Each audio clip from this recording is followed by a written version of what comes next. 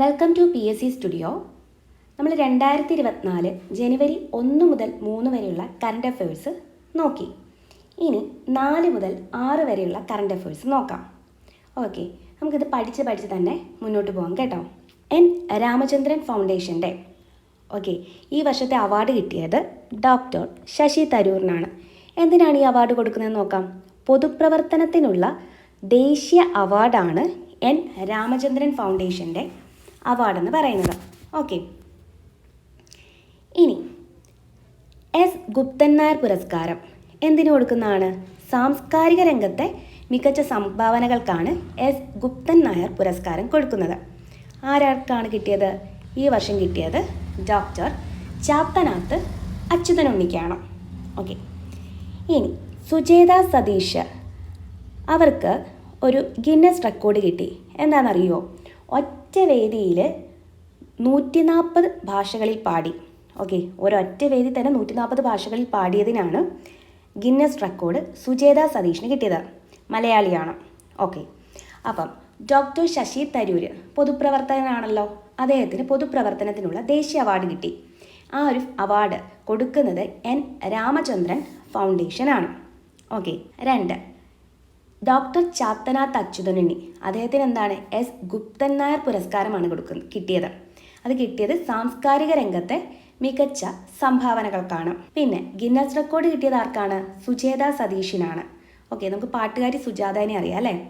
Just ഓർത്ത് വെച്ചാൽ മതി. സുജേത സതീഷിനാണ്. എന്താണ്? ഒരൊറ്റ വേദിയിൽ തന്നെ 140 ഭാഷകളിൽ പാടി. അതാണ് ഇമ്പോർട്ടൻറ്റ്. ഇനി അടുത്തത്, യുക്രൈനിൽ റഷ്യയ്ക്ക് വേണ്ടി പോരാടുന്ന വിദേശ പൗരന്മാർക്ക്, അതായത് ഇന്ത്യയിലുള്ള പൗരന്മാരും ആവാം, അവർക്കും അവരുടെ കുടുംബത്തിനും എന്താണ്? റഷ്യൻ പൗരത്വം ലഭിക്കും, അതായത് കൊടുക്കാമെന്ന് അവിടുത്തെ പ്രസിഡന്റ്, അതായത് റഷ്യൻ പ്രസിഡൻ്റായ വ്ളാഡിമിർ പുടിൻ പറഞ്ഞു. ഇത് ജസ്റ്റ് ഒന്ന് ഓർത്ത് വച്ചാൽ മതി. ഓക്കെ, ഇനി കമ്പഗൗഡ അന്താരാഷ്ട്ര വിമാനത്താവളം, അത് ബാംഗ്ലൂരാണെന്ന് നമുക്കറിയാം. ആ ഒരു വിമാനത്താവളത്തിന് ഈയിടെ ഒരു അവാർഡ് കിട്ടി. ഓക്കെ, യുനെസ്കോ കൊടുക്കുന്ന അവാർഡാണ് 2023 പ്രിക്സ് വേഴ്സൈൽസ് പുരസ്കാരം. എന്താണ്? പ്രിക്സ് വേഴ്സൈൽസ് പുരസ്കാരമാണ് കമ്പഗൗഡയ്ക്ക് കിട്ടിയത്. ഓക്കെ, അതെന്താണ്? മനോഹരമായ എയർപോർട്ടിനുള്ള യുനെസ്കോയുടെ പുരസ്കാരമാണ്. ഓക്കെ, അപ്പം മനോഹരമായ എയർപോർട്ടൊക്കെ ആകുമ്പോൾ ആൾക്കാർ പിക്സ് എടുക്കുമല്ലോ, അങ്ങനെ ഓർത്താൽ മതി. പിക്സ് അല്ലെങ്കിൽ പിക്സ്, അതുപോലൊരു പേരാണെന്ന് ഓർക്കുക. അതായത് പ്രിക്സ് എന്നാണ്. പ്രിക്സ് വേഴ്സൈൽസ് പുരസ്കാരം എന്നാണ് ഈ പുരസ്കാരത്തിൻ്റെ പേര്. ഓക്കെ, അത് ബാംഗ്ലൂരുള്ള കമ്പഗൗഡ അന്താരാഷ്ട്ര വിമാനത്താവളത്തിനാണ് കിട്ടിയത്. നമ്മൾ നേരത്തെ തൊട്ട് നമുക്ക് എല്ലാവർക്കും അറിയാവുന്നതാണ് ബ്രെയിലി ഡേ. എന്നാണ്? ജനുവരി 4 ബ്രെയിലി ഡേ. ഓക്കെ, UN 2019 മുതലാണ് ബ്രെയിലി ഡേ ആചരിച്ചു തുടങ്ങിയത്. എന്താ? കാഴ്ച പരിമിതിയുള്ളവർക്ക് എന്താണ് വായിക്കാൻ പറ്റുന്ന പോലത്തെ സ്ക്രിപ്റ്റാണ് ബ്രെയിലി സ്ക്രിപ്റ്റ് എന്നൊക്കെ പറയുന്നത് അല്ലേ? അത് എന്താണ്?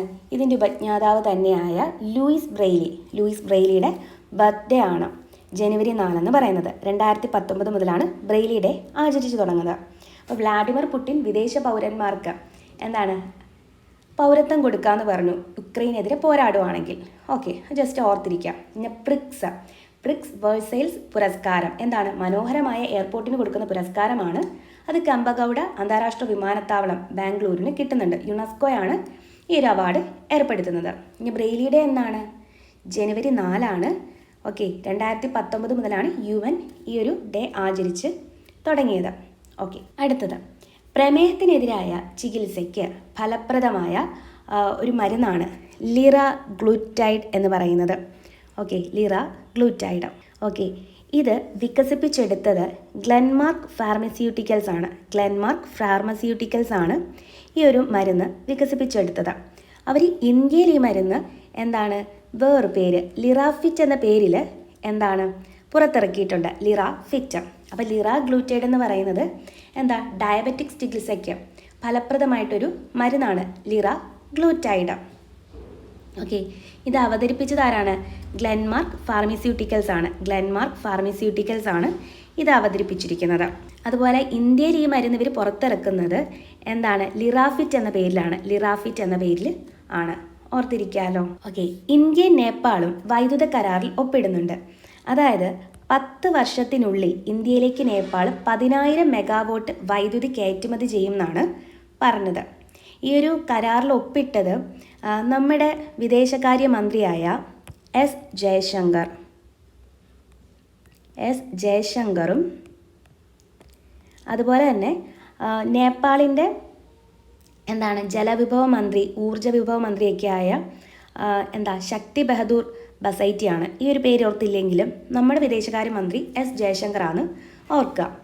അതുപോലെ നേപ്പാളിൻ്റെ പ്രൈം മിനിസ്റ്റർ ആരാണ്? പുഷ്പകമൽ ദഹലാണ് അല്ലേ? പുഷ്പകമൽ ദഹൽ ആണ് നേപ്പാളിൻ്റെ പ്രൈം മിനിസ്റ്റർ. പ്രസിഡൻറ്റോ? അത് രാംചന്ദ്ര പൗഡലാണ് നേപ്പാളിൻ്റെ പ്രസിഡന്റ് എന്ന് പറയുന്നത്. ഓക്കെ, ഇവിടെ കൊടുത്തിട്ടുണ്ട്. പ്രസിഡന്റ് രാംചന്ദ്ര പൗഡലാണ്. അതുപോലെ നേപ്പാളിൻ്റെ പ്രധാനമന്ത്രി ആരാന്ന് പറഞ്ഞത്? പുഷ്പകമൽ ദഹലാണ്. പുഷ്പകമൽ ദഹൽ. ഓക്കെ, ഓർത്തു വെക്കാം. അപ്പോൾ എന്താ പറഞ്ഞത്? ഇന്ത്യ നേപ്പാൾ ഒരു കരാറിൽ, വൈദ്യുതി കരാറിൽ ഒപ്പിട്ടു. ഓക്കെ, എസ് ജയശങ്കറാണ് നമ്മുടെ വിദേശകാര്യ മന്ത്രി എന്ന് പറഞ്ഞു.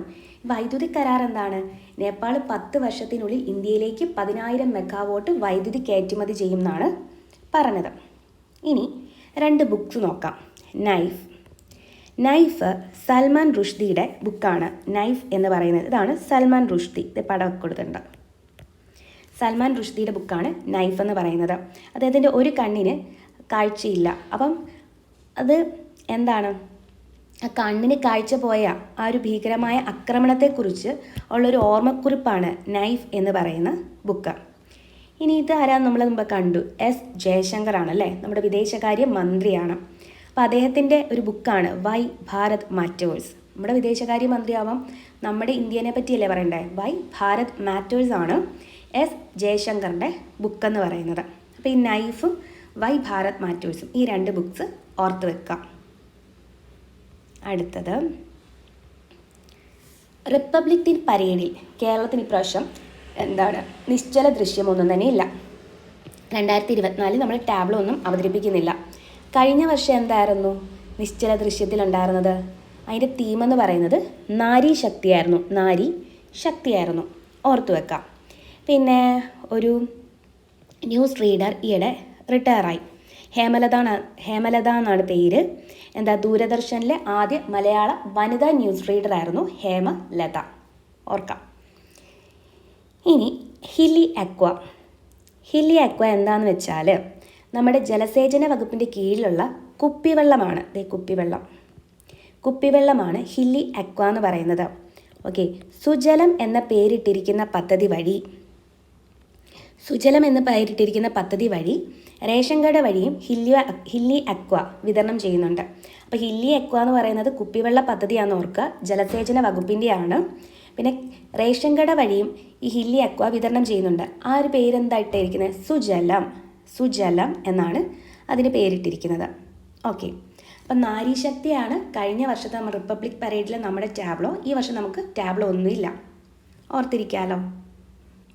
ഓക്കെ, ഇനി ഹേമലത ആരായിരുന്നു?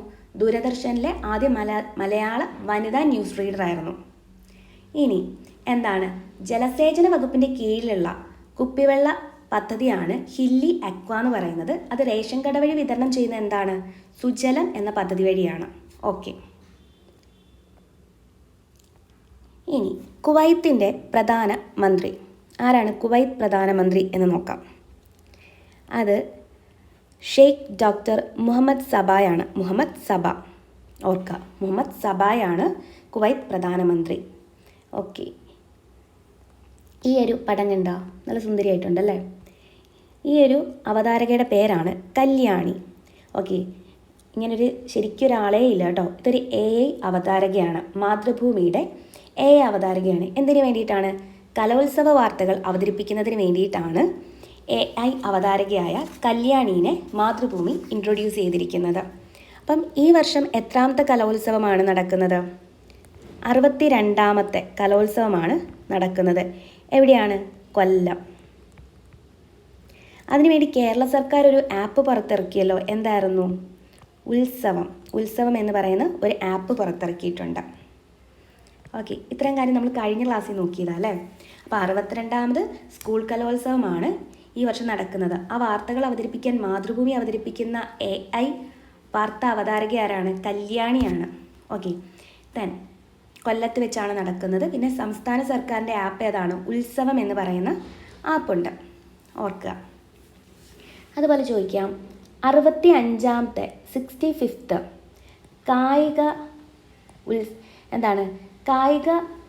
കായിക ഉത്സവം നടക്കുന്ന എവിടെയാണ്? അത് തൃശ്ശൂരാണ് അല്ലേ. തൃശ്ശൂർ കുന്നംകുളമാണ് ഈ വർഷം നടക്കുന്നത്. കുന്നംകുളമാണ്. ഓക്കെ, ഈ വർഷത്തെ സ്പോർട്സ് ഇവൻറ്റ്സ് നടക്കുന്നത് എന്താണ്? കുന്നംകുളമാണ്. തൃശ്ശൂർ കുന്നംകുളമാണ്. 65ാമാണ്. ഓക്കെ, കലോത്സവമാണെങ്കിലോ, കായികമല്ല കലോത്സവമാണെങ്കിൽ അത് 62ആണ്. 65ാമത്തെ ആണ് സ്പോർട്സ് എന്ന് പറയുന്നത്. ഓക്കെ, ദെൻ ഓക്കെ, ഇപ്പം ഇത്ര ഓർത്തല്ലോ. ഓക്കെ, ഇനി അടുത്തത് മിഷൻ 1000 പദ്ധതി. മിഷൻ 1000 പദ്ധതി ആർക്ക് വേണ്ടിയാണെന്ന് നോക്കാം. ഇവിടെ ഈ ഒരു കോളം നോക്കിയിട്ട് നമുക്ക് അങ്ങോട്ട് പോകാം. മിഷൻ 1000 പദ്ധതി 1000 സംരംഭങ്ങളെ വളർച്ചയുടെ അടുത്ത ഘട്ടത്തിലേക്ക് കൈപിടിച്ചുയർത്താനുള്ള ന്യൂനത പദ്ധതിയാണ്. ആദ്യ തെരഞ്ഞെടുപ്പിൽ 88 സംരംഭങ്ങൾക്കുള്ള ഓഫർ ലെറ്റർ നൽകുന്നു. ഉദ്ഘാടനം പി രാജീവാണ്. ആരാണ് പി രാജീവ്? നമ്മുടെ വ്യവസായ വകുപ്പ് മന്ത്രിയാണ് അല്ലേ. വ്യവസായത്തിൽ വരുന്നതാണ് കയർ. അപ്പോൾ കയർ വകുപ്പ് മന്ത്രിയും കൂടിയാണ്. പിന്നെ നിയമം ആരാണ് കൈകാര്യം ചെയ്യുന്നത്? പി രാജീവാണ്. അദ്ദേഹം കളമശ്ശേരിയിൽ നിന്നുള്ള മന്ത്രിയല്ലേ. അപ്പോൾ കളമശ്ശേരി ആ ഒരു ഭാഗത്താണ് നമ്മുടെ എന്തുള്ളത്, ന്യൂവാൽസ് ഉള്ളത് അല്ലേ, ഹൈക്കോർട്ടുള്ളത് ഒക്കെ ഓർക്കാലോ. അപ്പം നിയമം പുള്ളിക്കാരനാണെന്ന് ഓർക്കുക. അതുപോലെ വ്യവസായ വകുപ്പാണ്. വ്യവസായത്തിൽ ഏറ്റവും ഇമ്പോർട്ടൻ്റ് ആയിട്ടുള്ളൊരു സാധനമാണ് കയർ വകുപ്പ് മന്ത്രി അദ്ദേഹമാണ്. അതുപോലെ ആൻ്റണി രാജു. ഓക്കെ, ആൻ്റണി രാജു നമ്മുടെ ഗതാഗത വകുപ്പ് മന്ത്രിയും കൂടിയാണ് കേട്ടോ, ഓർത്ത് വെച്ചോണം. അപ്പോൾ ഇത്ര ഓർക്കാലോ. ഓക്കെ, 2 കോടി രൂപ വരെ മൂലധന സബ്സിഡി പ്രവർത്തന മൂലധനത്തിന് 50 ലക്ഷം രൂപ വരെ പലിശ സബ്സിഡി, പദ്ധതി രേഖ തയ്യാറാക്കുന്നതിന് 1 ലക്ഷം രൂപ വരെ സാമ്പത്തിക സഹായം, വ്യക്തിഗത ഹാൻഡ് ഹോൾഡിംഗ്. അപ്പോൾ ഇത് നോക്കിയിട്ട് നമുക്ക് പത്ര ന്യൂസ് നോക്കിയിട്ട് വരാം. അപ്പം മിഷൻ 1000 എന്നാൽ ജസ്റ്റ് ഒന്ന് മനസ്സിലായല്ലേ. അതായത് സൂക്ഷ്മ ചെറുകിട ഇടത്തരം സംരംഭകരെ 100 കോടി വിറ്റുവരവുള്ള ബിസിനസ്സുകളാക്കി മാറ്റാനുള്ളതാണ് മിഷൻ 1000. 1000 സംരംഭങ്ങളെ, അതായത് ചെറുകിട സംരംഭങ്ങളെ ഉയർത്തിക്കൊണ്ട് വരാൻ വേണ്ടിയിട്ടാണ്. ആദ്യ ഘട്ടത്തിൽ എത്ര സംരംഭങ്ങൾക്കാണ് കൊടുക്കുന്നത്? 88 സംരംഭങ്ങൾക്കാണ് കൊടുക്കുന്നത്. അപ്പോൾ ഈ ന്യൂസ് നോക്കിയിട്ട് വരാം. സൂക്ഷ്മ ചെറുകിട ഇടത്തരം സംരംഭങ്ങളെ 100 കോടി വിറ്റുവരവുള്ള ബിസിനസ്സുകളാക്കി ഉയർത്തുന്നതിനുള്ള മിഷൻ 1000 പദ്ധതിയുടെ ആദ്യഘട്ടത്തിൽ ഈ വർഷം 250 MSMEകളുടെ കൂടി തിരഞ്ഞെടുക്കുമെന്ന് മന്ത്രി പി രാജീവ്. അപ്പോൾ പി രാജീവ് എന്ത് മന്ത്രിയായിരുന്നു? നിയമം, വ്യവസായം, കയർ വകുപ്പ് മന്ത്രിയാണ്. Okay, P Rajeev. മിഷൻ 1000 പദ്ധതിയിലേക്ക് തിരഞ്ഞെടുക്കപ്പെട്ട 88 MSMEകളുടെ ആദ്യ ബാച്ച് ഉദ്ഘാടനം ചെയ്യുകയായിരുന്നു അദ്ദേഹം. ഓക്കെ, മിഷൻ 1000 പദ്ധതിയിലേക്ക് അപേക്ഷിക്കാൻ ഈ വർഷം ഒരവസരം കൂടി ലഭിക്കും. ഒരു തദ്ദേശ സ്ഥാപനത്തിൽ ഒരു സംരംഭം എന്ന ലക്ഷ്യത്തിലുള്ള വ്യവസായ വകുപ്പിൻ്റെ പദ്ധതിക്ക് ഈ മാസം തുടക്കമെന്നും മന്ത്രി പറഞ്ഞു. മിഷൻ 1000 പദ്ധതിയുടെ സബ്സിഡികൾക്കായി അപേക്ഷിക്കുന്നതിനുള്ള ഓൺലൈൻ പോർട്ടലിൻ്റെ ഉദ്ഘാടനവും മന്ത്രി നിർവഹിച്ചു. അപ്പോൾ മിഷൻ 1000ഉം അതിൻ്റെ ഓൺലൈൻ പ്ലാറ്റ്ഫോമിൻ്റെ ഉദ്ഘാടനം നടത്തിയത് ആരാണ്? പി രാജീവാണെന്ന് ഓർത്ത് വെക്കുക. നമ്മുടെ മന്ത്രി പി രാജീവാണ് ഇതിൻ്റെ രണ്ടിൻ്റെയും ഉദ്ഘാടനം നടത്തിയത്. പിന്നെ വ്യവസായ വകുപ്പ് പ്രിൻസിപ്പൽ സെക്രട്ടറിമാരായ സുമൻ ബില്ല, അതുപോലെ MB Muhammad Hanish, director Hari Kishore, KINFRA managing director Santhosh Koshy Thomas, state level bankers committee convener Premkumar, CMD director Binoy J Kattadiyil, KSFSIA സംസ്ഥാന പ്രസിഡന്റ് നസറുദ്ദീൻ, കുറച്ച് പേരുകളുടെ പേരുകളൊക്കെ പറയുന്നുണ്ട്, ഇവരൊക്കെ പ്രസംഗിച്ചു എന്നാണ്. അപ്പോൾ ഇത് മെയിനായിട്ട് ഓർത്ത് വെക്കേണ്ട ഇത്രയേ ഉള്ളൂ. MSME സംരംഭങ്ങളെ ഓക്കെ, സൂക്ഷ്മ ചെറുകിട ഇടത്തരം സംരംഭങ്ങളെ 100 കോടി വിറ്റുവരവുള്ള ബിസിനസ്സുകളാക്കി ഉയർത്തുന്നതിനുള്ള പദ്ധതിയാണ് മിഷൻ 1000 എന്ന് പറയുന്ന പദ്ധതി എന്ന് ഓർക്കുക. ഇനി കുമ്മായവും ട്രൈക്കോഡെർമയും അത് രണ്ടും കൂടെ കൂട്ടിയോജിപ്പിച്ച് വികസിപ്പിച്ച ഒരു ഒറ്റ ഉൽപ്പന്നം പുറത്തിറക്കിയിട്ടുണ്ട്. ആരാണ്? ഭാരതീയ സുഗന്ധവിള ഗവേഷണ കേന്ദ്രമാണ്. ഭാരതീയ സുഗന്ധവിള ഗവേഷണ കേന്ദ്രം പുറത്തിറക്കിയ, വിളയുടെ സ്പെല്ലിങ് തെറ്റിപ്പോയി, ഓക്കെ, ഗവേഷണ കേന്ദ്രം പുറത്തിറക്കിയ ഒരു ഉൽപ്പന്നത്തെ പറ്റിയാണ് നമ്മൾ നോക്കാൻ പോകുന്നത്. കുമ്മായവും ട്രൈക്കോഡെർമയും കൂടിയാണ് സംയോജിപ്പിച്ചിട്ടുള്ളത്. ഓക്കെ, കുമ്മായം ലൈം എന്ന് പറയും അല്ലേ. ആ ഒരു എന്താണ് ഉൽപ്പന്നത്തിൻ്റെ പേരാണ് ട്രൈക്കോലൈം. ട്രൈക്കോഡെർമയുടെ ട്രൈക്കോയും പിന്നെ കുമ്മായം ലൈമിൻ്റെ ട്രൈക്കോ ലൈം എന്നാണ് അതിൻ്റെ പേര്. ഓക്കെ, നമുക്ക് വായിക്കാം. മണ്ണിൻ്റെ അമ്ലത നിയന്ത്രിക്കാനായി കുമ്മായം ഉപയോഗിക്കുന്നതിനൊപ്പം മറ്റ് ജൈവ ഉൽപ്പന്നങ്ങൾ നൽകാനാവില്ലെന്ന പ്രശ്നത്തിൽ ഭാരതീയ സുഗന്ധവിള ഗവേഷണ കേന്ദ്രം IISR പരിഹാരം ഒരുക്കി. കുമ്മായവും ട്രൈക്കോഡെർമയും സംയോജിപ്പിച്ച് ട്രൈക്കോലൈം എന്ന ഒറ്റ ഉൽപ്പന്നം IISR വികസിപ്പിച്ചു. ഇതിൽ കുമ്മായം തന്നെയാണ് ട്രൈക്കോഡെർമയുടെ മാധ്യമമായി ഉപയോഗിക്കുന്നത്. മിത്രകുമിളകളായാണ് ട്രൈക്കോഡെർമ ചെടികളുടെ വേരുകളെ ബാധിക്കുന്ന രോഗങ്ങൾക്ക് കാരണമാകുന്ന മറ്റ് കുമിളകളെ പ്രതിരോധിച്ച് ചെടികളെ രോഗങ്ങളിൽ നിന്ന് അകറ്റി നിർത്താനും ചെടികളുടെ വളർച്ച വേഗത്തിലാക്കാനും മണ്ണിൻ്റെ ആരോഗ്യം നിലനിർത്താനും ട്രൈക്കോഡെർമ സഹായിക്കും. ഓക്കെ, മിത്രകുമിളകളായാണ് ട്രൈക്കോഡെർമ എന്ന് പറയുന്നത്. എന്താണ്? ചെടികളുടെ വേരുകളെയൊക്കെ ബാധിക്കുന്ന രോഗങ്ങൾക്ക് കാരണമാകുന്ന മറ്റ് കുമിളകളെ പ്രതിരോധിച്ച് ചെടികളെ രോഗങ്ങളിൽ നിന്ന് അകറ്റി നിർത്തും. അതുപോലെ തന്നെ ചെടികളുടെ വളർച്ച വേഗത്തിലാക്കും. അതുപോലെ മണ്ണിൻ്റെ ആരോഗ്യം നിലനിർത്തും. ഓക്കെ, ഇതിനൊക്കെ ട്രൈക്കോഡെർമ ഹെൽപ്പ് ചെയ്യും.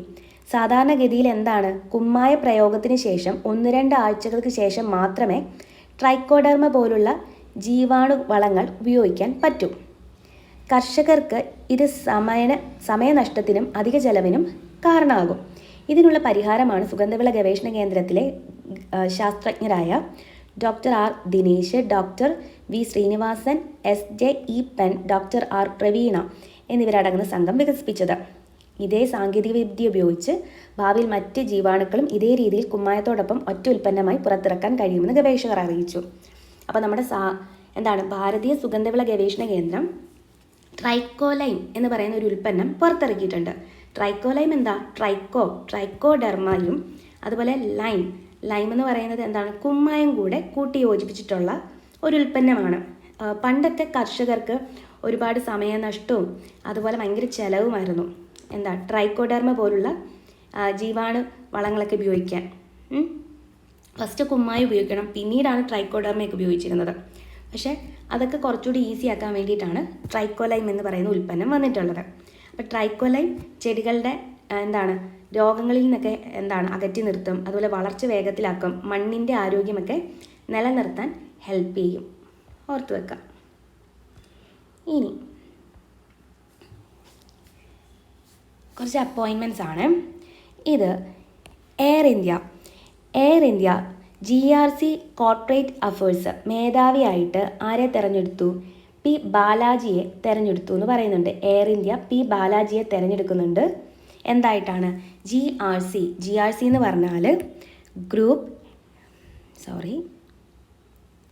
GRC എന്ന് പറഞ്ഞാൽ group head governance regulatory compliance. Group head governance regulatory compliance ആണ്. Corporate affairs. ഇത് പത്രത്തിൽ വന്നൊരു ന്യൂസായിരുന്നു. P. ബാലാജിയെ തിരഞ്ഞെടുക്കുന്നുണ്ട്. അത്ര ഇമ്പോർട്ടൻ്റ് ആണെന്ന് തോന്നുന്നില്ല. അതിന് നമുക്ക് അടുത്തത് നോക്കാം.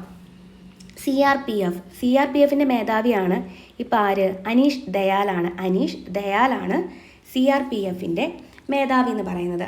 അതുപോലെ ITBP എന്താണ്? ഇൻഡോ ടിബറ്റൻ ബോർഡർ പോലീസ് ആണല്ലേ. ഇൻഡോ ടിബറ്റൻ ബോർഡർ പോലീസ് ആരാണ്? രാഹുൽ രസഗോത്രയാണ് ഇപ്പോഴത്തെ ആരാണ്? ITBPയുടെ മേധാവി എന്ന് പറയുന്നത്. അതുപോലെ CISFിൻ്റെ ആദ്യ വനിതാ മേധാവി കൂടിയാണ് നീന സിംഗ് ആണ്. നമ്മൾ കഴിഞ്ഞൊരിതിൽ പഠിച്ചായിരുന്നു അല്ലേ. നീന സിംഗ് ആണ് CISFിൻ്റെ ഇപ്പോഴത്തെ മേധാവി. ഓക്കെ, CISF എന്താണ്? സെൻട്രൽ ഇൻഡസ്ട്രിയൽ സെക്യൂരിറ്റി ഫോഴ്സ് ആണ്.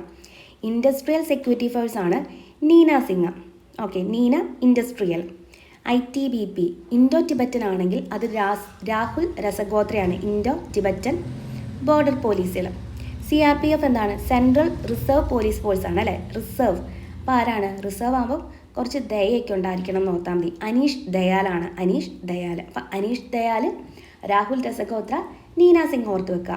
രാഹുൽ രസഗോത്ര ഇൻഡോ ടിബറ്റന്, അനീഷ് ദയാൽ എന്താണ്? CRPF, Neena Singh industrial security ഫോഴ്സാണ്, CISF ആണ്, ഓർത്തിരിക്കുക.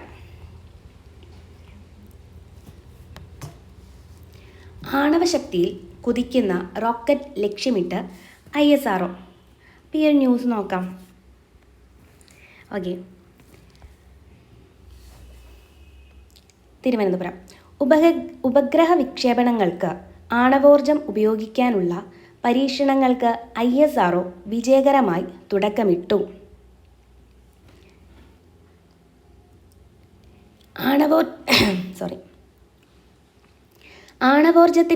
ആണവോർജത്തിൽ പ്രവർത്തിക്കുന്ന റോക്കറ്റ് എഞ്ചിൻ്റെ ആദ്യഘട്ടമായ radioisotope heating unit Chandrayaan 3 പരീക്ഷിച്ച് വിജയിച്ചതായി ISRO ചെയർമാൻ S. സോമനാഥ് വെളിപ്പെടുത്തി. കെമിക്കൽ ഇന്ധനമായ ദ്രവീകൃത ഓക്സിജനും ഹൈഡ്രജനുമാണ് റോക്കറ്റിനുള്ളിൽ ഇപ്പോൾ ഉപയോഗിക്കുന്നത്. ഒരു രാജ്യവും റോക്കറ്റിൽ ആണവോർജം ഉപയോഗിക്കുന്നില്ല. ചൊവ്വ ദൗത്യത്തിനായി ഇത് വികസിപ്പിക്കാനുള്ള നാസയുടെ പദ്ധതി പുരോഗമിക്കുകയാണ്. വയേജർ, ക്യൂരിയോസിറ്റി തുടങ്ങിയ ഗ്രഹാന്തര പേടകങ്ങളിൽ അമേരിക്ക ആണവോർജം ഉപയോഗിക്കുന്നുണ്ട്. സൂര്യപ്രകാശവും ഓക്സിജനും മതിയായ തോതിൽ കിട്ടാത്തത് മൂലം ഗ്രഹാന്തര ദൗത്യങ്ങളിൽ നേരിടുന്ന പ്രതിസന്ധി മറികടക്കാനും അതിവേഗം ലക്ഷ്യസ്ഥാനത്തെത്തുവാനുമാണ്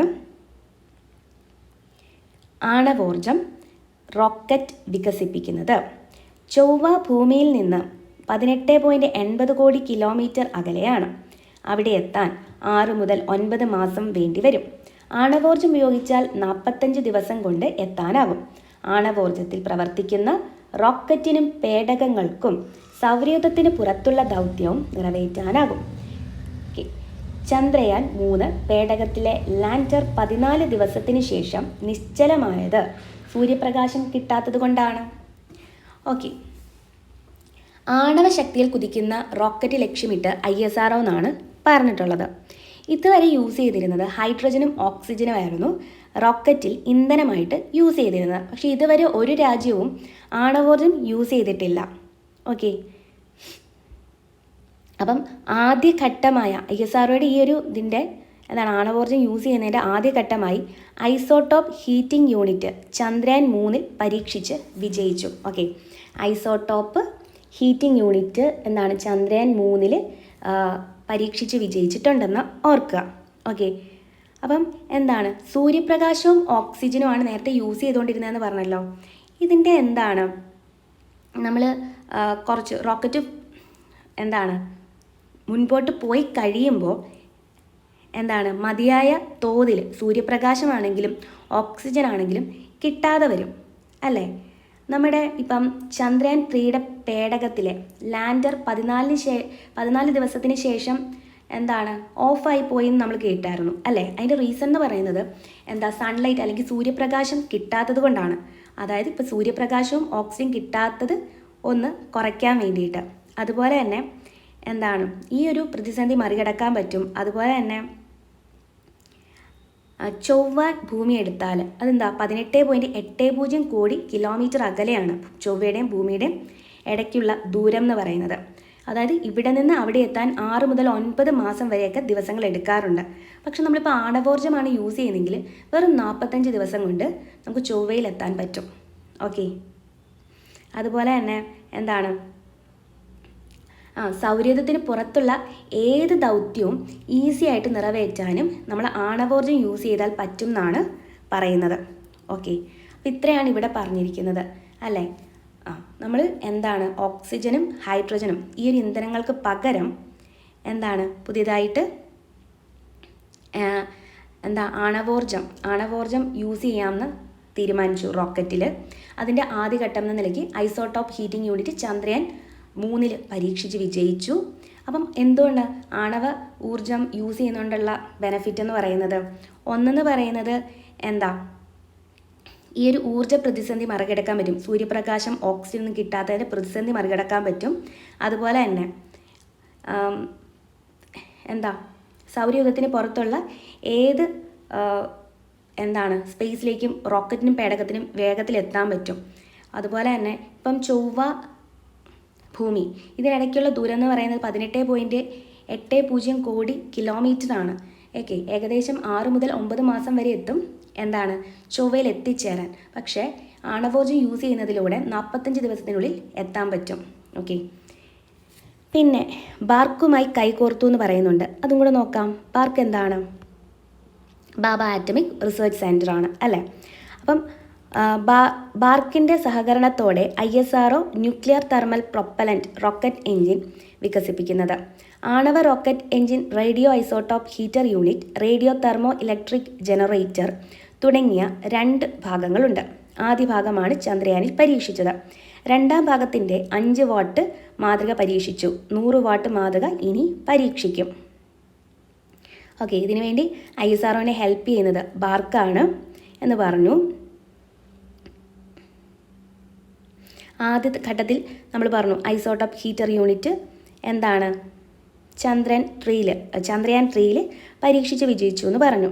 ഇനി അടുത്തത് radio thermal electric generator RTG. ഈ 2 ഭാഗങ്ങളാണ് ഉള്ളത്. ഒന്ന്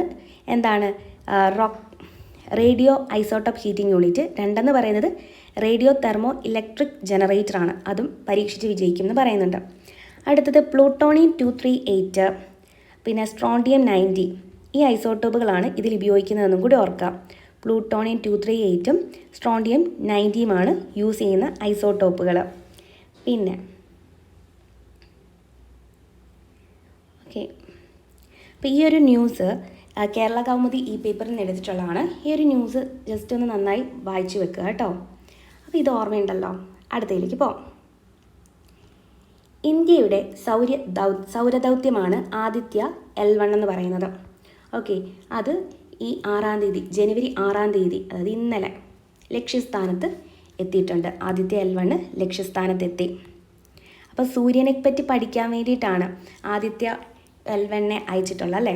അതിപ്പം കണ്ടല്ലോ. അപ്പം ഇത് നോക്കാം, ന്യൂസ് നോക്കാം.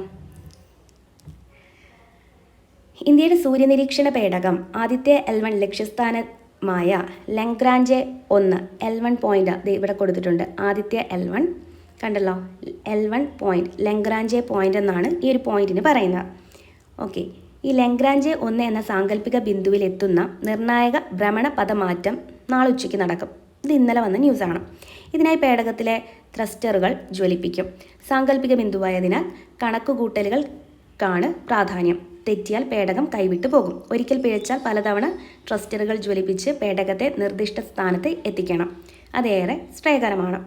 ഇതിനിടെ കരുതൽ ഇന്ധനം തീർന്നാലും പ്രതിസന്ധിയുണ്ടാകും. നിർദ്ദിഷ്ട ബിന്ദുവിനെത്തിയാൽ പേടകം അവിടെ ദീർഘകാല ഹാലോ ഭ്രമണപഥം തീർക്കും. പിന്നീട് ഇന്ധനം വേണ്ട. സൂര്യന് നേരെ സദാസമയവും നിലനിൽക്കുമെന്നതിനാൽ ഉപകരണങ്ങൾ പ്രവർത്തിപ്പിക്കാൻ സോളാർ എനർജി മതിയാകും. ഭൂമിക്കൊപ്പം സൂര്യനെ വലം വയ്ക്കുന്നതിനാൽ ഭൂമിയിൽ നിന്നുള്ള നിയന്ത്രണം നഷ്ടപ്പെടുകയില്ല. ബുധനാഴ്ച ആദിത്യ L1 124 ദിവസത്തെ ബഹിരാകാശ യാത്ര പൂർത്തിയാക്കും. സൂര്യനും ഭൂമിയും തമ്മിലുള്ള ഗുരുത്വാകർഷണം സന്തുലിതമായ 5 സ്ഥാനങ്ങളിലാണ് ലഗ്രാഞ്ചെ പോയിന്റുകൾ. ഇറ്റാലിയൻ ജ്യോതിശാസ്ത്രജ്ഞനായ ജോസഫ് ലഗ്രാഞ്ചെയാണ് കണ്ടെത്തിയത്. സൂര്യനെ തടസ്സങ്ങളില്ലാതെ വീക്ഷിക്കാവുന്ന സ്ഥാനമാണ് ഇത്. 5 വർഷമാണ് ആദിത്യയുടെ കാലാവധി. അപ്പം ഈ ഒരു ഇതിൽ നിന്ന് കിട്ടിയത് എന്തൊക്കെയാണ് ഭൂമിക്കൊപ്പം സൂര്യനെ വലം വയ്ക്കുന്ന ഒരു സാറ്റലൈറ്റാണ് ആദിത്യ L1 എന്ന് പറയുന്നത്. അപ്പം അതുകൊണ്ട് തന്നെ നമുക്ക് ഭൂമിയിൽ നിന്നുള്ള ഇതിൻ്റെ നിയന്ത്രണം നഷ്ടപ്പെടുകയില്ല. അപ്പോൾ 124 ദിവസം എത്തും ആദിത്യ ബഹിരാകാശത്തെത്തിയിട്ട് 124 ദിവസം എത്തും. ഇനി ലഗ്രാഞ്ചെ പോയിന്റ് എന്ന് പറയുന്നത് എന്താണെന്ന് നോക്കാം. ലഗ്രാഞ്ചെ പോയിന്റ് എന്ന് പറഞ്ഞാൽ സൂര്യനെ തടസ്സങ്ങളില്ലാതെ വീക്ഷിക്കാൻ പറ്റുന്ന ഒരു പോയിന്റാണ് ലഗ്രാഞ്ചെ പോയിന്റ് എന്ന് പറയുന്നത്. ഇത് കണ്ടെത്തിയത് ജോസഫ് ലെഗ്രാഞ്ച് ആണ്. അതുകൊണ്ടാണ് അദ്ദേഹത്തിൻ്റെ പേരിൽ കൊടുത്തേക്കുന്നത് ലെഗ്രാഞ്ച് പോയിന്റ്. പിന്നെ നമ്മുടെ ആദിത്യ L1ൻ്റെ കാലാവധി എന്ന് പറയുന്നത് 5 വർഷമാണ്. ആദിത്യ L1ൻ്റെ കാലാവധി എന്ന് പറയുന്നത് ഓർക്കുക. പിന്നെ അടുത്ത് നോക്കാം. എന്താണ് വൈകിട്ട് 4-നാണ് ഭ്രമണപഥ പ്രവേശം എന്നൊക്കെ പറയുന്നുണ്ട്. ഓക്കെ, സൂര്യനിരീക്ഷണ പേടകമായ ആദിത്യ L1 ഇന്ന് ലക്ഷ്യമായ ലെഗ്രാഞ്ച് പോയിന്റിലെത്തും. വൈകിട്ട് 4-നാണ് നിർണായക ഭ്രമണപഥം മാറ്റം നിർവഹിക്കുക. ലോകത്തിൻ്റെ മുഴുവൻ സഹകരണത്തോടെയാണ് ISRO ബാംഗ്ലൂരിലെ ടെലിമെട്രി കേന്ദ്രത്തിൽ നിന്ന് ഇത് നിർവഹിക്കുക. 2 ഘട്ടങ്ങളിലാണിതിന് ഉള്ളത്. ലെഗ്രാഞ്ച് പോയിന്റിലേക്ക് പ്രവേശിക്കുന്നതാണ് 1. 2, അവിടെ ഭ്രമണപഥം സ്ഥാപിക്കുന്നതും. സൂര്യൻ്റെയും ഭൂമിയുടെയും ആകർഷണ വലയത്തിൽ പെടാതെ ഭ്രമണപഥം ക്രമപ്പെടുത്തുക ശ്രമകരമായ ജോലിയാണ്. അതോടൊപ്പം ലെഗ്രാഞ്ച് പോയിന്റ് നിലവിലെ നാസയുടെ വിൻഡ് ACE തുടങ്ങിയ സൂര്യനിരീക്ഷണ പേടകങ്ങളും നാസയുമായി സഹകരിച്ച് യൂറോപ്യൻ സ്പേസ് ഏജൻസി അയച്ച SOAHO പേടകവും അവിടെ നിലവിലുണ്ട്. ഇതിൽ SOAHO പേടകം നിയന്ത്രണം നഷ്ടപ്പെട്ട് കറങ്ങി നടക്കുന്നതാണ്. ഇതുമായി ഇന്ത്യയുടെ ആദ്യത്തെ L1 പേടകം കൂട്ടിയിടിക്കാതിരിക്കാതെ നോക്കണം. ഇതിനായി നാസയുടെയും യൂറോപ്യൻ സ്പേസ് ഏജൻസിയുടെയും സഹകരണം ISRO തേടിയിട്ടുണ്ട്. അപ്പം ഒരു തവണ ചുറ്റാൻ 177.86 ദിവസം. ലെഗ്രാഞ്ച് പോയിന്റ് 2 ലക്ഷം കിലോമീറ്റർ തിരശ്ചീനമായും 7 ലക്ഷം കിലോമീറ്റർ ലംബമായും 1 ലക്ഷം കിലോമീറ്റർ ഉയരത്തിലുമുള്ള ത്രിമാന ദീർഘവൃത്ത ഭ്രമണ പഥമാണ് ആദിത്യ നിശ്ചയിച്ചിരിക്കുന്നത്. ഈ ഭ്രമണപഥത്തിൽ ഒരു തവണ ചുറ്റാൻ 177.86 ദിവസം വേണം. ISRO സ്വന്തമായി വികസിപ്പിച്ച നാസയുടെ സഹകരണത്തോടെ ഇതിൻ്റെ കൃത്യത ഉറപ്പാക്കിയിട്ടുണ്ട്.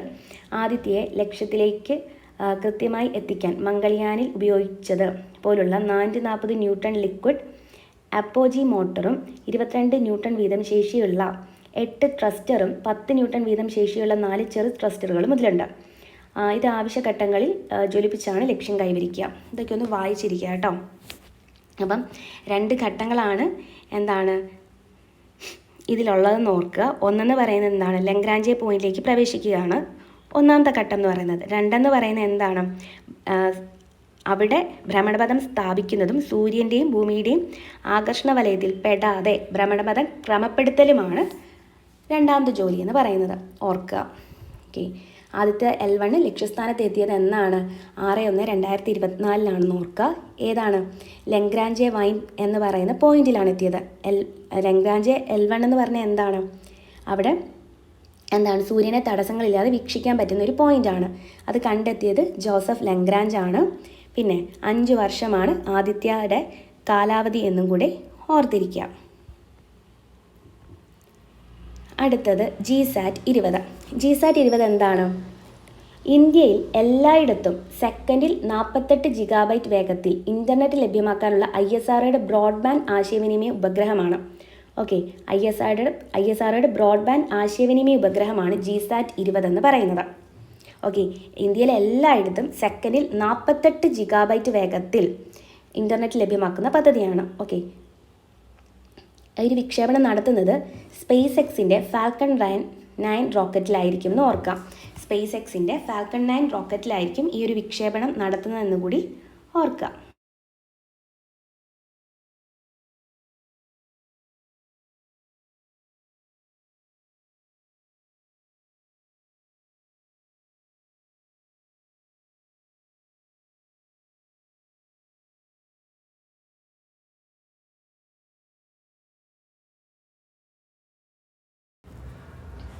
ഇനി എന്താണ് 21. Okay, Cape town test. Okay, test cricket മത്സരമാണ്. കേപ്പ് ടൗൺ ടെസ്റ്റ് ക്രിക്കറ്റ് കഴിഞ്ഞു. അതെന്താണ്, ഏറ്റവും കുറച്ച് ഓവറുകൾ കൊണ്ട് അവസാനിച്ച ടെസ്റ്റ് മത്സരം ഏതാണെന്ന് ചോദിച്ചാൽ അത് കേപ്പ് ടൗൺ ടെസ്റ്റാണ്. ചരിത്രത്തിലെ ഏറ്റവും ഹ്രസ്വമായ ടെസ്റ്റായിരുന്നു കേട്ടോ. അതിന് 107 ഓവറുകൾ. ഓക്കെ, 4 ഇന്നിങ്സുകളിലായിരുന്നു. 4 ഇന്നിങ്സുകളിലായി 107 ഓവറുകളായിരുന്നു എന്ന് ഓർക്കാം. ഇനി വേൾഡ് അമ്പെയ്ത്ത് മത്സരത്തിൽ മികച്ച പാരാ വനിതാ അമ്പെയ്ത്തായിട്ട് ശീതൾ ദേവിനെ തെരഞ്ഞെടുത്തു. ശീതൾ ദേവിയാണ് മികച്ച പാരാ വനിതാ അമ്പെയ്ത്ത് താരമായിട്ട് തെരഞ്ഞെടുത്ത ഇന്ത്യക്കാരിയാണ് ശീതൾ ദേവി. വേൾഡ് അമ്പെയ്ത്താണ് ഓർക്കുക. ആദ്യമായിട്ടാണ് ഒരു ഇന്ത്യക്കാരിയെ ഇങ്ങനെ തിരഞ്ഞെടുക്കുന്നത്. ആദ്യമായി രഞ്ജി ട്രോഫി മത്സരത്തിന് ആലപ്പുഴ വേദിയാവുന്നു. ഓക്കെ, അപ്പോൾ രഞ്ജി ട്രോഫി മത്സരത്തിന് ആദ്യമായിട്ട് നമ്മുടെ കേരളത്തിൽ നിന്ന് ആലപ്പുഴ വേദിയാവുന്നു എന്നും കൂടി ഓർക്കുക. അപ്പോൾ ശീതൽ ദേവി വേൾഡ് അമ്പെയ്ത്ത് മത്സരത്തിൽ മികച്ച പാരാവനിത അമ്പെയ്ത്ത് താരമായി തിരഞ്ഞെടുത്തു. കേപ്പ് ടൗൺ ടെസ്റ്റ് ചരിത്രത്തിലെ ഏറ്റവും ഹ്രസ്വമായ ടെസ്റ്റ് ക്രിക്കറ്റ് മത്സരമാണ്. ഇനി ആൻറ്റിബയോട്ടിക്കുകളുടെ അമിത ഉപയോഗം തടയാൻ സംസ്ഥാനത്ത് ഓപ്പറേഷൻ അമൃത്. ഓപ്പറേഷൻ അമൃത് ആൻറ്റിബയോട്ടിക്കുകളുടെ അമിത ഉപയോഗം തടയുന്നതിന് വേണ്ടിയിട്ട് വന്നിട്ടുള്ളതാണ് ഓപ്പറേഷൻ അമൃത്. അറബിക്കടലിൽ സൊമാലിയൻ കടൽക്കൊള്ളക്കാർ റാഞ്ചാൻ ശ്രമിച്ച ലൈബീരിയൻ ചരക്ക് കപ്പലിനെയും ജീവനക്കാരെയും ഇന്ത്യൻ നാവികസേന മോചിപ്പിച്ചു. ഓക്കെ, നമ്മുടെ ഇന്ത്യൻ നേവിയുടെ INS ചെന്നൈ ആ ഒരു കപ്പലിൻ്റെ നേതൃത്വത്തിലായിരുന്നു ഈ ഒരു ഓപ്പറേഷൻ എന്ന് പറയുന്നത്. MV ലീല നോർഫോക്ക് എന്ന കപ്പലിലാണ് കടൽക്കൊള്ളക്കാർ കയറിയത്. ഓക്കെ, MV ലീല നോർഫോക്ക് എന്ന് പറയുന്ന ലൈബീരിയൻ ചരക്ക് കപ്പലിലും അതിലെ ജീവനക്കാരെയും സൊമാലിയൻ കടൽക്കൊള്ളക്കാർ അറബിക്കടലിൽ വെച്ച് റാഞ്ചാൻ ശ്രമിച്ചു. അപ്പം നമ്മുടെ ഇന്ത്യൻ നേവി INS ചെന്നൈ എന്ന് പറയുന്ന കപ്പലിൽ നടത്തി ഒരു ഓപ്പറേഷൻ നടത്തി ആ ഒരു നാവികസേനയെ മോചിപ്പിച്ചു. ഓക്കെ, ബഹിരാകാശ ശാസ്ത്രജ്ഞൻ സുൽത്താൻ അൽ നയാദി ഇനി UAEയുടെ യുവജനകാര്യമന്ത്രി. അപ്പോൾ UAEയുടെ യുവജനകാര്യമന്ത്രി എന്ന് പറയുന്നത് അൽ നയാദിയാണ്. ജസ്റ്റ് ഓർത്താൽ മതി, ഇത്ര ഇമ്പോർട്ടൻ്റ് ഒന്നുമല്ല. നാസയ്ക്ക് ശേഷം ISROയ്ക്ക് നേട്ടം.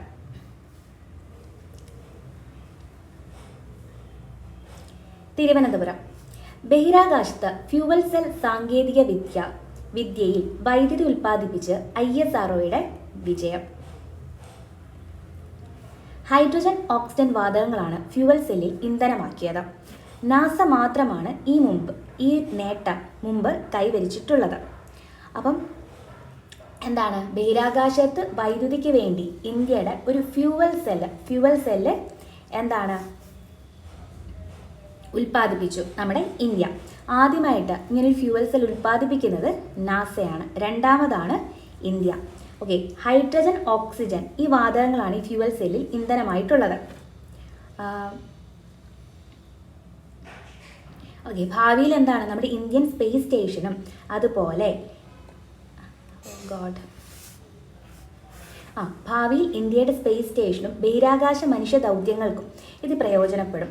VSSC director S. ഉണ്ണികൃഷ്ണൻ നായരുടെ നേതൃത്വത്തിലുള്ള ശാസ്ത്രജ്ഞരാണ് polymer electrolyte membrane fuel cell നിർമ്മിച്ചത്.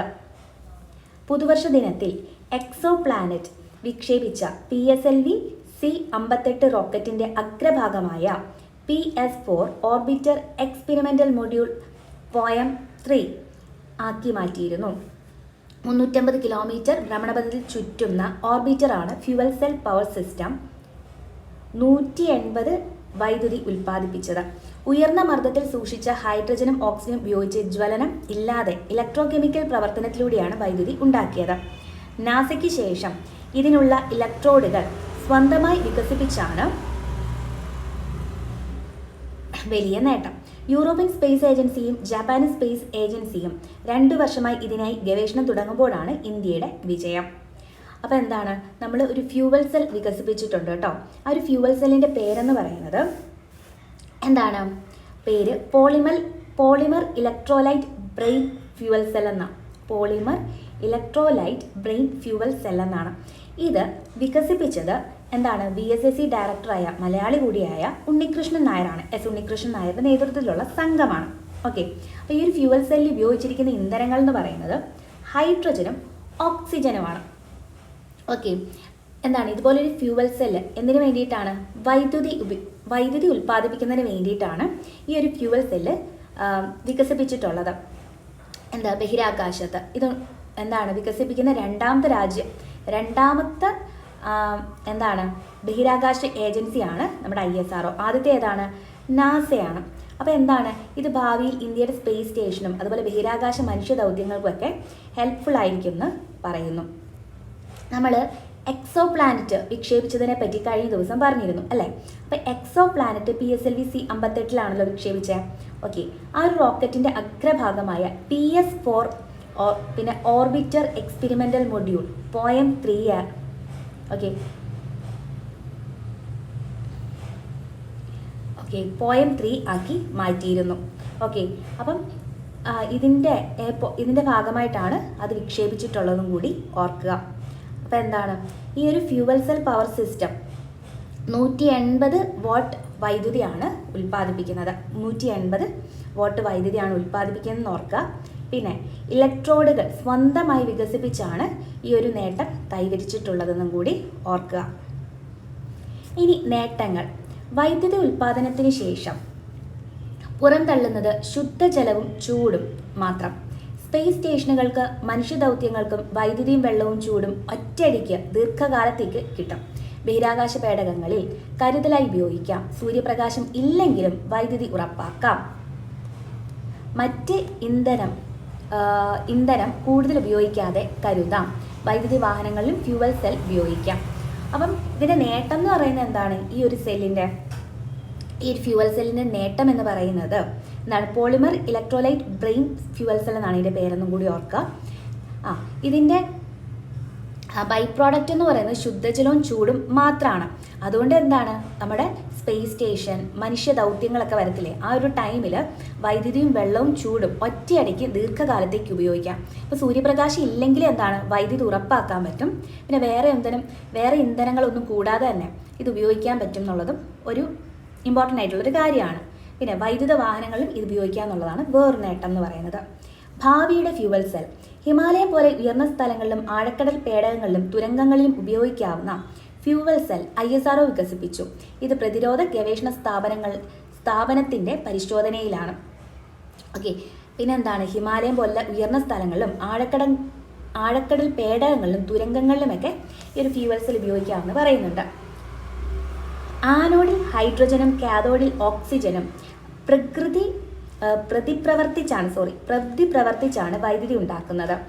ഓക്കെ, ഉൽപ്പന്നമായ വെള്ളത്തിലെ ഹൈഡ്രജൻ ഓക്സിജൻ വാതകങ്ങൾ വേർതിരിച്ച് രാസവിദ്യയിലൂടെ പ്രവർത്തനത്തിലൂടെ വീണ്ടും വൈദ്യുതി ഊർജ്ജം ഉണ്ടാക്കും. ഇതിലൂടെ വീണ്ടും വെള്ളമുണ്ടാക്കും. ഈ ചാക്രിക രാസപ്രവർത്തനത്തിലൂടെ 3 വർഷം വരെ തുടർച്ചയായി വൈദ്യുതി ഉണ്ടാക്കും. സാധാരണ ബാറ്ററിയിൽ നിന്ന് വ്യത്യസ്തമായി ചാർജ് തീരില്ല. അപ്പോൾ ഈ ഒരു ഫ്യൂവൽ സെല്ലിൻ്റെ ഇമ്പോർട്ടൻസ് എന്ന് പറഞ്ഞാൽ എന്താണ്, ഇത് ചാർജ് തീരില്ല. ഇതിലെന്താണ് ഇന്ധനമായിട്ട് യൂസ് ചെയ്യുന്നത് ഹൈഡ്രജനോ ഓക്സിജനോ ആണെന്ന് നമ്മൾ പറഞ്ഞിരുന്നു. ഹൈഡ്രജൻ എവിടെയാണ്? ആനോഡ് ഭാഗത്ത്. ഓക്കെ, ആനോഡ് ഭാഗത്ത് ഹൈഡ്രജനും കാഥോഡ് ഭാഗത്ത് ഓക്സിജനും ആണ് വെച്ചിരിക്കുന്നത്. ഓക്കെ, ഇത് പ്രതിപ്രവർത്തിച്ചിട്ടാണ് വൈദ്യുതി ഉണ്ടാകുന്നത്. ഈ ഒരു വൈദ്യുതി എന്ന് പറയുന്നത് 3 വർഷം വരെ ഉപയോഗിക്കാവുന്നതാണ്. അപ്പോൾ എന്താണ് ഇതിൻ്റെ ബൈ പ്രോഡക്റ്റ് നമ്മൾ പറഞ്ഞു, നമുക്ക് വെള്ളമാണ് കിട്ടുന്നത് അല്ലേ. ഓക്കെ, വെള്ളവും ചൂട് മാത്രമേ കിട്ടത്തുള്ളൂ. അപ്പോൾ ഈ വെള്ളം എന്താണ്, ഈ വെള്ളം വീണ്ടും എന്താണ്, വെള്ളത്തിലെ ഹൈഡ്രജനും ഓക്സിജനും ഈ വാതകങ്ങൾ വീണ്ടും വേർതിരിച്ച് രാസപ്രവർത്തനത്തിലൂടെ എന്താണ് വീണ്ടും വൈദ്യുതി ഉണ്ടാക്കും. ഇങ്ങനെ ചാക്രികമായിട്ട് ഇതിങ്ങനെ തുടർന്നുകൊണ്ടേ ഇരിക്കും എന്നാണ് പറയുന്നത്. ഓക്കെ, ഒരു സൂപ്പർ സാധനം അല്ലേ. ഓക്കെ, അടുത്തത് എന്താണ് 28. പണം വെച്ചുള്ള ഓൺലൈൻ ഗെയിമുകൾക്കും ചൂതാട്ടങ്ങൾക്കും വാതുവയ്പ്പിനും 28.7% നികുതി ഈടാക്കാനുള്ള ഓർഡിനൻസിൽ ഗവർണർ ഒപ്പുവെച്ചതോടെ ഇവ കേരളത്തിൽ നിയമവിധേയമായി. എങ്ങനെയാണ് കേരളത്തിലൊരു നിയമമാകുന്നത്? അതായത് സംസ്ഥാന ഗവൺമെൻറ്റിൻ്റെ ഒരു ചട്ടങ്ങൾ അത് ഗവർണർ സൈൻ ചെയ്യുമ്പോഴാണ് അല്ലേ. അതുപോലെ എന്താണ്, പണം വെച്ചുള്ള ഓൺലൈൻ ഗെയിം, ചൂതാട്ടം, വാതുവയ്പ്പ് ഇതിനൊക്കെ 28% ഇനി എന്താണ് നികുതിയുണ്ട് എന്ന് ഓർക്കുക. എത്രയാണ്? 28%. പിന്നെ ബ്ലൂംബെർഗിൻ്റെ ലോകത്തിലെ അതിസമ്പന്നരുടെ പുതിയ പട്ടിക വന്നു കേട്ടോ. അതിൽ ഗൗതം അദാനി ഏഷ്യയിലെ ഏറ്റവും വലിയ കോടീശ്വരനാണ്. ഏഷ്യയിലെ തന്നെ ഏറ്റവും വലിയ കോടീശ്വരൻ എന്ന് പറയുന്നത് ഗൗതം അദാനിയാണ്. ഗൗതം അദാനി എന്താണ്, ആരുടെ റിപ്പോർട്ടാണ്? ബ്ലൂംബെർഗിൻ്റെ റിപ്പോർട്ടാണ്. ലോകത്തിലെ അതിസമ്പന്നന്മാരുടെ പുതിയ പട്ടികയാണ് കേട്ടോ. ഇനി യുദ്ധം മൂലം അനാഥരാക്കപ്പെട്ടവരെ ഓർമ്മിക്കുന്ന ദിനമാണ് ജനുവരി 6. യുദ്ധം മൂലം അനാഥരാക്കപ്പെട്ടവരെ ഓർമ്മിക്കുന്ന ദിനം എന്നാണ്? ജനുവരി 6. പിന്നെ തകഴി ശിവശങ്കര പിള്ളയുടെ കൃതികളുടെ ജാപ്പാനീസ് വിവർത്തകയാണ് ഓക്കെ കൊച്ചാലിൽ തക്കോക്കോ തോമസ് മുല്ലൂർ. ഓക്കെ, കൊച്ചാലിൽ തക്കോക്കോ തോമസ് മുല്ലൂർ എന്ന് പറയുന്ന ഒരു ജപ്പാനീസ് വിവർത്തക. തകഴി ശിവശങ്കര പിള്ളയുടെ ഒരുപാട് കൃതികളൊക്കെ ജാപ്പനീസ് ഭാഷയിലേക്ക് വിവർത്തനം ചെയ്തിട്ടുള്ള വ്യക്തിയാണ് കൊച്ചാലിൽ തക്കാക്ക തോമസ് മുല്ലൂർ. ഓർത്തോണം. പിന്നെ ഗ്ലീനിസ് ജോൺസ് അന്തരിച്ചു. ഒരു ബ്രിട്ടീഷ് നടിയായിരുന്നു Glynis Johns. Okay, Mary Poppins എന്ന് പറയുന്ന ഈ ചിത്രത്തിലൂടെ ഫേമസ് ആയിട്ടുള്ള വ്യക്തിയാണ്. മേരി പോപ്പിൻസ് ആണ് Glynis Johns. Okay, Mary Poppins, Glynis Johns ഓർത്തോളുമല്ലോ. അപ്പം എന്താണ്, പണം വെച്ചുള്ള ഓൺലൈൻ ഗെയിമുകൾക്കും ചൂതാട്ടങ്ങൾക്കും വാതുവെപ്പിനും എത്ര ശതമാനം നികുതിയാണ്? 28% കേട്ടോ. ഗൗതം അദാനിയാണ് ഏഷ്യയിലെ ഏറ്റവും വലിയ കോടീശ്വരൻ എന്ന് ഓർക്കുക. ബ്ലൂബർഗിന്റെ റിപ്പോർട്ട് അനുസരിച്ചാണ്. പിന്നെ ജനുവരി 6 എന്ത് ദിവസമാണ്? യുദ്ധം മൂലം അനാഥരാക്കപ്പെട്ടവരെ ഓർക്കുന്ന ദിവസമാണ്. അതുപോലെ കൊച്ചാലിൽ തക്കോക്കോ തോമസ് മുല്ലൂർ ആരായിരുന്നു? ഒരു ജപ്പാനീസ് വിവർത്തകയാണ്. തകഴിയുടെ കൃതികളൊക്കെ ജാപ്പാനീസിലേക്ക് വിവർത്തനം ചെയ്തിട്ടുണ്ടെന്ന് ഓർക്കുക. ഗ്ലീനിസ് ജോൺസ് ഒരു ബ്രിട്ടീഷ് നടിയായിരുന്നു. പുള്ളിക്കാരി മേരി പോപ്പിൻസ് എന്ന് പറയുന്ന ഈ ചിത്രത്തിലൂടെ ഫേമസ് ആയ വ്യക്തിയാണ്. ഓക്കെ, സാമ്പത്തിക വളർച്ച 7.3% ഉയരും. ഓക്കെ, നടപ്പ് സാമ്പത്തിക വർഷം ഇന്ത്യയുടെ ആഭ്യന്തര മൊത്ത ഉൽപ്പന്നം അതായത് GDP 7.3% വളർച്ച നേടുമെന്ന് കേന്ദ്ര സർക്കാർ വിലയിരുത്തി. കഴിഞ്ഞ സാമ്പത്തിക വർഷത്തിൽ GDP 7.2% വളർച്ചയാണ് നേടിയത്. GDP 7% വളർച്ച ഉണ്ടാകുമെന്നാണ് റിസർവ് ബാങ്ക് പ്രതീക്ഷിക്കുന്നത്. സാമ്പത്തിക മേഖലയിൽ ദൃശ്യമാകുന്ന ഉണർവ് മുൻ വർഷത്തേക്കാൾ മികച്ച വളർച്ച നേടാൻ കഴിയുമെന്നാണ് കേന്ദ്ര സ്റ്റാറ്റിസ്റ്റിക്സ് മന്ത്രാലയത്തിന്റെ വിലയിരുത്തൽ. ഇടക്കാല ബഡ്ജറ്റ് ഫെബ്രുവരി 1. കൊച്ചി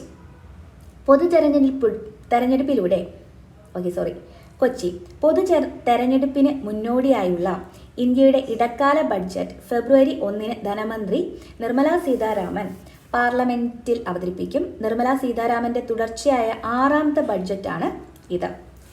അപ്പം നടപ്പ് സാമ്പത്തിക വർഷം ഇന്ത്യയുടെ മൊത്തം GDP എത്രയാവുമെന്ന് പറഞ്ഞാൽ 7.3% ആകും എന്നാണ് കേന്ദ്ര സർക്കാർ വിലയിരുത്തിയത്. അതുപോലെ കഴിഞ്ഞ വർഷം എത്രയായിരുന്നു? 7.2% GDP എന്ന് പറഞ്ഞാൽ എന്താണ്? ഗ്രോസ് ഡൊമസ്റ്റിക് പ്രോഡക്റ്റ് ആണ്.